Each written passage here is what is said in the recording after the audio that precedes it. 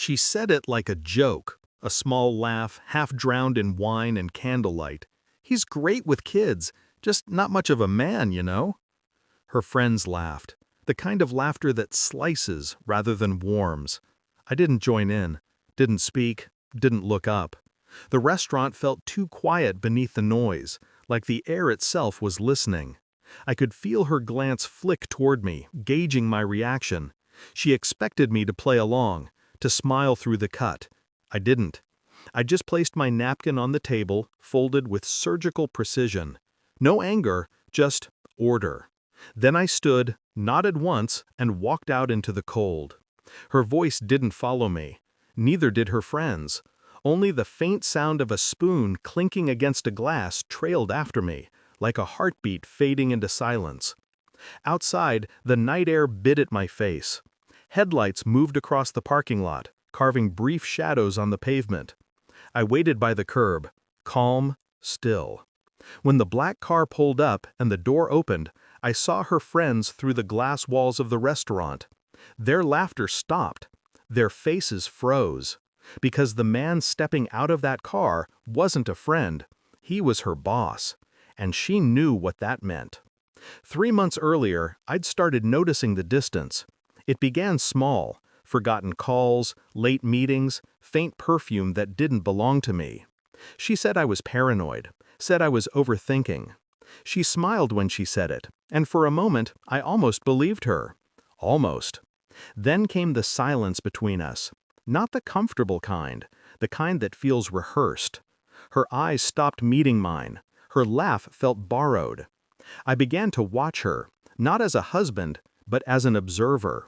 I counted the lies she told, the way others count seconds in a prayer. When she laughed too hard at her phone. When her tone softened answering a work call. When she started wearing perfume again, though she said she didn't care for it. I didn't confront her. I just filed it away. Each lie, a piece of a puzzle she didn't know I was assembling. The first real clue came from her laptop, a message, hidden but not deleted. Same place tonight? I copied the number, didn't reply, didn't breathe for a full minute.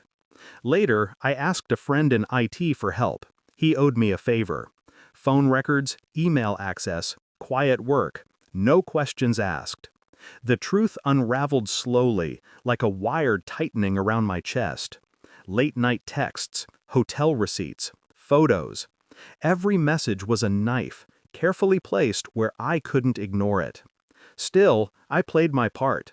Breakfasts together, movie nights, even a vacation she suggested to reconnect.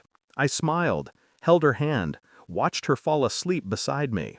And I thought about how much truth a person could hide behind a peaceful face. The final confirmation came in an envelope. DNA results. Not for her, for our daughter. I'd sent the samples quietly. A strand of hair from her brush, a cheek swab from me. The paper felt heavier than its weight. Not mine. I didn't react right away, just stared. And then, in the silence of that moment, everything became clear. When she came home that night, she kissed my cheek, asked how my day was. I slid the envelope across the table. She opened it, read, stopped breathing.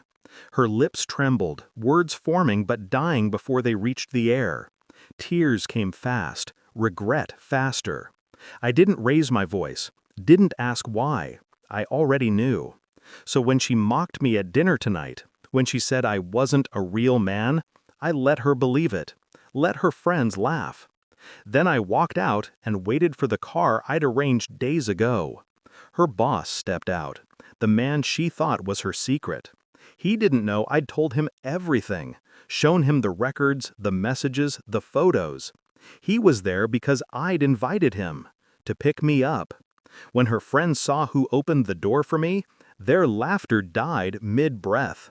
Through the glass, I saw her face collapse, a silent implosion of shock, guilt, and dawning horror.